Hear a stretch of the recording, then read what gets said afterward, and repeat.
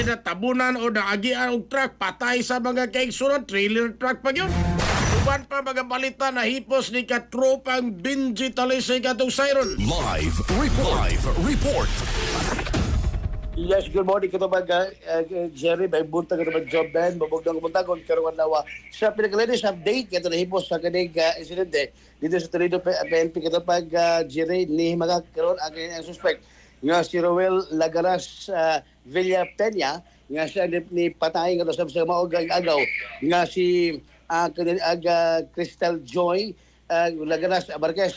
Pero kagahapon lawas sa hinabi sa mga sagot sa media kataban siya ang ganimang suspect nga si Ruel na nawagan kini sa mga kriminal nga mutahan na lang tungod kay man niya nga siya ang taon ang nagpreso o nag-antos karon sa kanila nga pagkapatay sa agaw yang gidugang nga wa siya labos kapatay tungod kay kitong mga tungura kay yung mga nga nakita sa ni Crystal Joy o human nga sila nagkauban kay netong human nga nahibaon nini nga nawa ang agaw o na missing dali-dali ni ganituan ang kabanay o yang iyan o nangutan na kung nakita na ba si Joy Joy.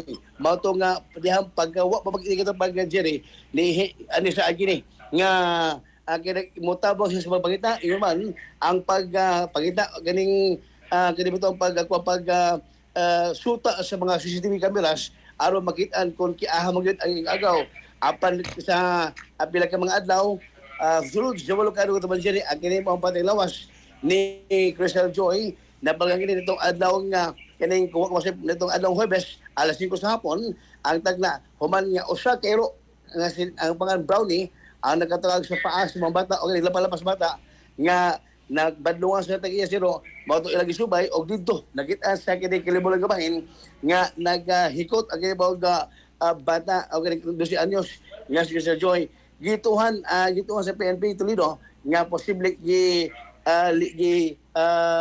kumbaga ganang gilikay ang pananaw sa mga pulis nga unta nga ganing posible nga higog kaban nagtuo ang PNP nga kini mao nga biktima gipatay gyud tungod kay ang pagkakot sa Jerry gani habit maibot ang ulo sa mga bata o sa mga 12 anyos nga si Joy diya sa maghikot sa usa ka kining lubi-lubi nga punuan og naagnas na gituan nga kini mga pagpatay sa mga bata o kini patay na kini mga bata o 12 anyos nga sud na sa kini mga 5 nga unong adlaw humang kini magiti ang kini mga bata ang suspect nga dira masaba sa gihimong hot observation sa tuong kapulisan sa Dagbayas Toledo Katabang Jerry Katapagan Joben. Sa pikas atong pamatiyon sa katropag Benji no statement ninig Lagares or Lagaras nining kuan suspect. Yeah. At pabinaon ang kuan ang pamahayag ni Roel Lagaras Villa Peña ang suspect nga gito ang prime suspect sa pagpatay kang Crystal Joy kini Lagaras Abarquez kada Jerry. Alang sa nagbuhat sa krimen kita namin para wala kung taon ng bumbar maluwat taon ka din kita balik ka nito piniriso ta huwag kayo kasi sa buot wala ito buhata kita mo pasanginlan kita mapakita na unta ka dili kay ako ang madawit ang kasuhan. Sige Sir Ruel, daghang kayo salamat. Okay, so si Roel Lagaras galing Villa Peña nga murag tarong ka Jerry sukuhay sa katong Bernes nga datong imong unang interview palitan nimo og litson manok. Wa ni muro pa ni katugpa karon nakatugpa na ni katropang Benji. Pero ang dilig naman Jerry itong Bernes dihang wa ba mag-interview through camera o kana cellphone tarong murag isito yun pero natingah man may nga pag open sa camera murag na nalahi ang utok. Nalahi ng utok. Nalahi na. Pero karon tarong na po di siya nanulti. Kapag tarong na sad nga nanulti ni siya pagpangita gato pagpanawagan gato sa kriminal nga mutahan kay pait kuno siya nga naa siya na priso. Itong Bernes, itong among gid katong pagkaugba na pagkapatay ni Crystal Joy ba. Among gid doon atong Bernes sa buntag. Pagkato na bro, wa pay off cam pa, mayo tubag, matubag niya nga 22 anyos. Tapos ang tubag nga kanang matubag niya kanang mga igagaw sa pagtuo kamuha ano ba. Sa pag on cam na sa pag among mga talagang pila edad ang ingon niya 16 anyos. Mhm. Pero off batiw sa iyang ingon. Mhm. I see. Kumana nga murag ni Simang ba? Human nga gipangutan na nga on cam na paligulog yung utok yung liog ano hay nga nabuang siya kataman dire pero kana atong tanaw na kung mo kana mo Musalir ba? sa korte. Yun man ang kanang papasaka kaso kay kasong ako ni kaso ng murder ay pasaka madusab sa kanili ang suspect sa biktima. Wa pa labot kung posible o magawa sa resulta nga hilab din mga biktima may kaso pang rape kataman dire ang iduga kaso nga ipasaka sa Toledo Base nga to sa maong nga suspect kataman dire. Okay.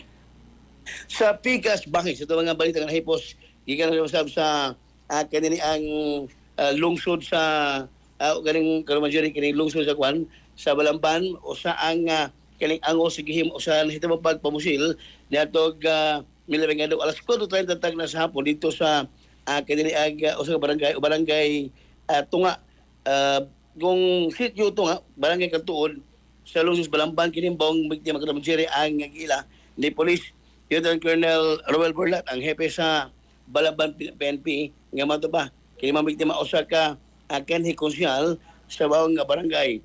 Ang bawang biktima, nga gingan na lamang sa nga si Roel Joel, ang nagangogin sa mga pinusulan sa iyang hawak kumagini, nga gibanhigan sa mga suspek, Dogali Burlat, nga luwas sa mga biktima, kumagini nga wag kaintiman umbala nga ni igo sa biktima. Kumana sa bahita po, ang kini maong suspect dili ni Shimata sa matinong direksyon ang Balamba PNP antinao nabalay pa sa panguha o dugay impormasyon o pagdugog sa suspect nga posible asa ginatago humas sa pamumusil sa kanhi konsyal giduwa ko sa hepe nga posibleng pusul agres o kaning kiraan gibangi ang hinundan sa pagpusil ang ulo sa mga suspect nga do sa kanhi konsyal katapag Jerry. Mhm. Sa ito pinaka-latest update kaya siya unang pinaka-ulay balita ng atong hiposon dito na sa may Katmon PNP o niya sa pinaka-latest update kaya naman Jerry patay yun kaninduha ka mga kaninduha ka mga nag-angkasay sakay sa usa ka single motor mga kini nga malatayan sa kini nga Premover nga nagpaingon ni kaya naman Jerry ang Premover gikan sa kanini ang gikan sa may northbound going to southbound o going to Cebu City aba pagabot na diha sa may barangay Panalipan ang kini maong motorcycle na ang kini maong Premover ko Jerry misuway ni siya o overtake sa maong motorcycle apan barag na miskalculate ba ang kini ang pag overtake niya kay doon kasugat nga laing sa kanan mao to nga dito kini ni nahagip kini maong motorcycle nga kuan kining sakay ando ka mga biktima.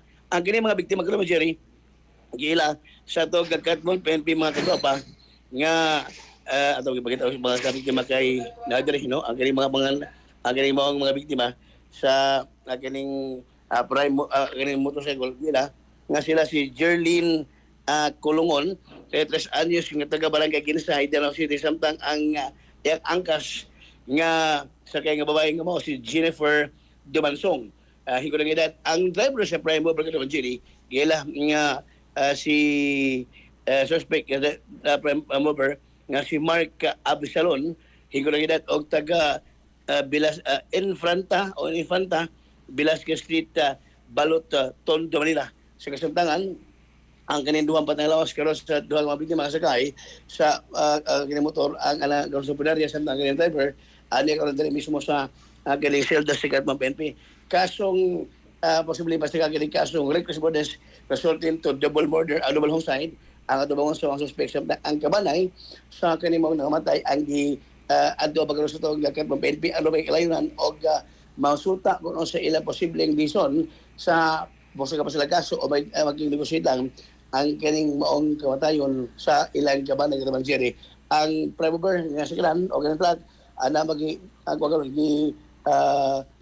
bundo diya sa agining Katmon PNP samtang ang kining maong kaso basta ba o hikay nga mapasagat karong adlong Lunes Katmon Jerry kada paligiban. Okay.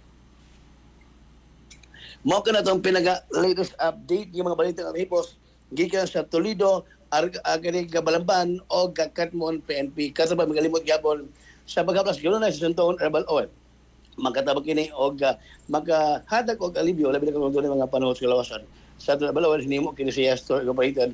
Mabalin sa mga butika sa iyong lugar. On board sa Batol, kabalik ito pang General Dablado, alas sa ng Pilipino, para sa Pilipinas yung katropa. Bangjat Alisik X Mayus.